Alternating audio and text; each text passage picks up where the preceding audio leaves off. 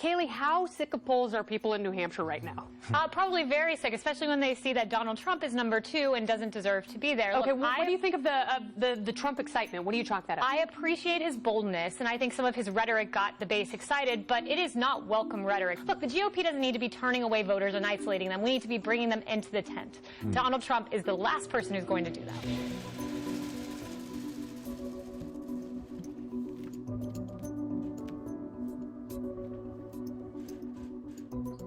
They're sending people that have lots of problems, and they're bringing those problems with us.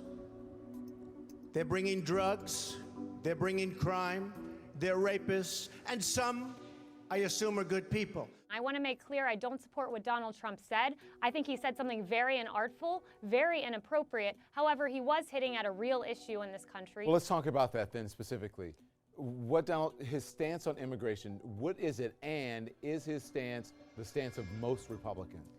I think that the stance of most Republicans is we've got to plug the border, but I think the mainstream Republican does not want to send the illegal immigrant back to Mexico. I think that they're here to stay. That's not the American way. We're not going to ship people across the border. There has to be some path to citizenship. Donald Trump has shown himself to be a showman. I don't think he's a serious candidate. Kayleigh, this is your guy. He's #2 in the polls. Hey, I don't want to claim this guy. Donald Trump, if we're going to be honest, is a progressive. He supports eminent domain.